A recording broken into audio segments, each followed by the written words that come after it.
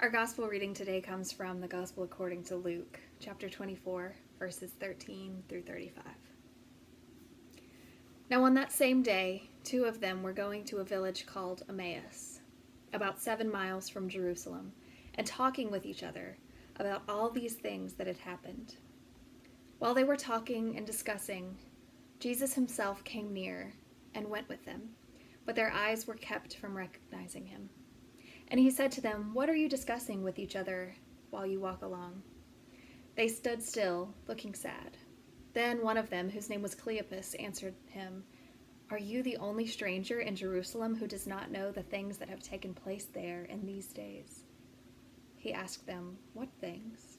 They replied, "The things about Jesus of Nazareth, who was a prophet, mighty in deed and word before God and all the people, and how our chief priests and leaders handed him over to be condemned to death and crucified him. But we had hoped that he was the one to redeem Israel. Yes, and besides all this, it is now the 3rd day since these things took place. Moreover, some women of our group astounded us. They were at the tomb early this morning, and when they did not find his body there, they came back and told us that they had indeed seen a vision of angels who said that he was alive." Some of those who were with us went to the tomb and found it just as the women had said, but they did not see him. Then he said to them, "Oh, how foolish you are, and how slow of heart to believe all that the prophets have declared. Was it not necessary that the Messiah should suffer these things and then enter into his glory?" Then, beginning with Moses and all the prophets, he interpreted to them the things about himself in all the scriptures. As they came near the village to which they were going, he walked ahead as if he were going on.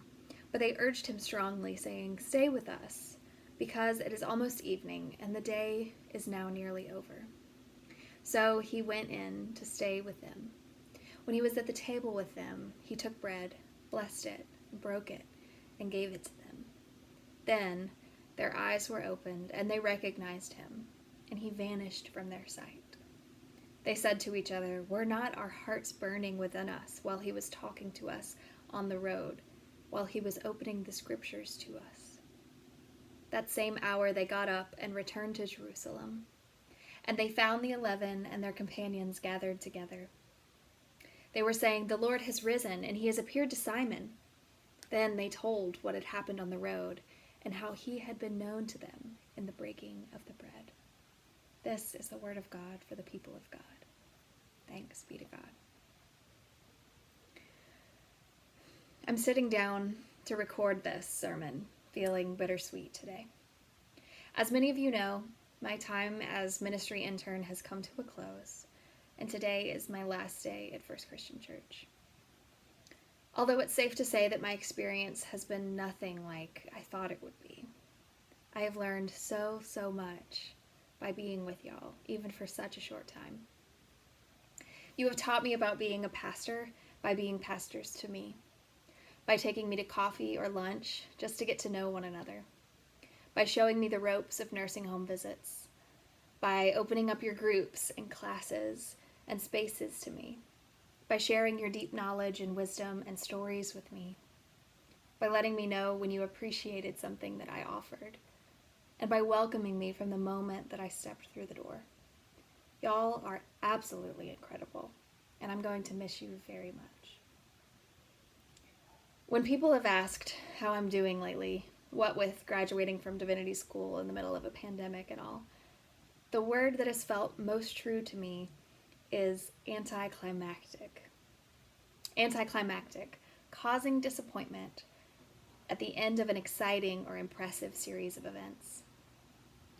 Everything has a slight tinge of anticlimactic to it these days. Finishing this internship, finishing up grad school, everything has just sort of fizzled out without any of the typical markers of completion. Walking across a stage, celebrating with friends, hugging my church family, and waving goodbye as I drive off for the last time. This semester, I had expectations, a list of things I thought I would do. I remember saying to countless people in January of this year, "This is the semester where we do all the things that we haven't gotten around to doing in Nashville before we leave in May. This is the semester we take advantage of opportunities, do fun things, and live this last chapter in this part of our lives to the fullest. I know I'm not the only one who has experienced these things. Milestones passing without any of the normal fanfare, be they birthdays, anniversaries, weddings, or graduations. We do what we can to capture the joy of the occasion, even under our current circumstances. But many of our experiences can still be filed away under the word anticlimactic. The story in the Gospel of Luke that we read today starts with quite the build-up. We meet two people on the road to Emmaus, one of them Cleopas and the other one unnamed, who, as my New Testament professor often says, I like to imagine as Mrs. Cleopas.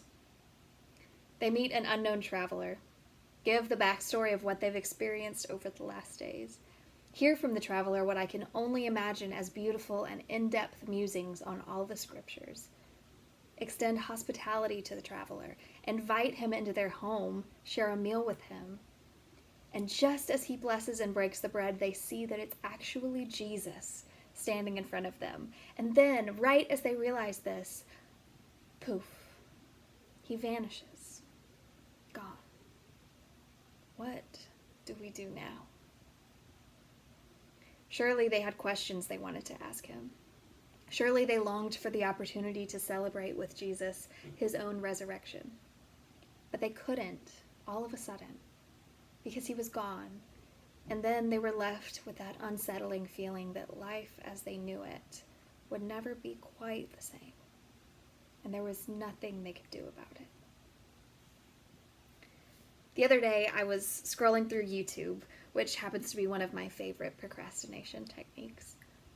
I came across a video made by Hank Green, who is an educator, an author, musician, producer, etc. He and his brother John Green, of young adult fiction writing fame, have a YouTube channel called Vlog Brothers, on which they create short videos talking about fascinating pieces of very random information, snippets of wisdom, and pithy comedy. The particular video that caught my attention the other day was titled The Sudden Obliteration of Expectation. Hank described this feeling, the one in which you suddenly know your life is going to be different and you can't go back to the way it was before, and lamented the fact that even though it's such a specific, yet universally understood emotion, there's not a word for it in the English language that properly sums it up. In his context, he's experienced this feeling most prominently in the form of a diagnosis. He talked about how it can come into existence because of many different things, like death of a loved one, or a traumatic accident, or going through a global pandemic. When I read the gospel passage, I feel certain that Cleopas and his companion experienced this sudden obliteration of expectation. And really, they experienced it twice. First, when they were hit with the realization that Jesus was standing in front of them. And then second, when he was all of a sudden not there. Some of the ramifications of this, I'm sure, hit them immediately, and some trickled in over the course of the next weeks and months as pangs of sadness or grief. If only we could have done this. If only we had realized who was with us sooner. But along with many questions, they were also left with something else, a ritual. They were left with a reminder of the Last Supper, a reminder of Passover meals before that. And in the early church, this became Holy Communion, or the Eucharist, which literally means thanksgiving. It's interesting to me to think of Cleopas and his companion practicing then sharing with others the ritual of thanksgiving in the midst of their sudden obliteration of expectation. I wonder if they felt thankful. I wonder if I would have felt thankful. When I imagine how they might have felt, it doesn't seem right to say they were thankful for the pain, the wondering, the questioning, that resulted from Jesus' death, then his appearance to them, and then his disappearance. But I can't imagine that they would feel thankful for the recognition that they had when it was all over. Maybe they gave thanks that they knew something that they did not once know, and it would change their lives as they knew them. When Cleopas and his companion first met Jesus on the road in verse 16, the text says that their eyes were kept from recognizing him. Notice that they are not the active subject here. It doesn't say they didn't recognize him, which might suggest some sort of shortcoming on their own parts. But rather, it's something else that is keeping them from knowing Jesus when he stood in front of them. I resonate with this in our current moment, and it gives me a strange sort of hope. Don't get me wrong, this is not because I think God has brought this pandemic upon us as some sort of divine test and has pulled the proverbial cloth over our eyes so that we don't recognize what's happening. But because, my goodness, we don't know what's going on or what's going to happen or how long it's going to last or how much damage it's going to do before it's over. But it's not because we're ignorant. It's simply because some things are unknowable. Things feel anticlimactic right now because they are.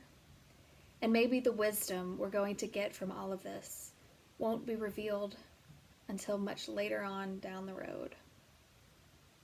But, like Cleopas and his companion, we're left with ritual. We are also going to be left with something. And this something is going to be shaped by what we do in faith community and what we share with one another. It feels apt that the story with an anticlimactic end leads us to the table. For disciples, the truth of the table is so deeply ingrained in us. It's in our bones. The belief that this nourishing meal extends far and wide, not limited by time or space, unencumbered by viruses or anything else, that it joins us together even when we're apart. So maybe it's not so anticlimactic after all. Maybe if we end the story on the anticlimactic of Jesus vanishing into thin air, of canceled graduations, of missed birthday parties, we miss that these are not the real endings to the story at all. The ending, rather, is a ritual that holds us together when a physical building cannot. The ending is the promise that though weeping may linger for the night, joy comes with the morning. The ending is the visceral hope that follows the sudden obliteration of expectations. And for that ending, I can truly offer to God my thanksgiving.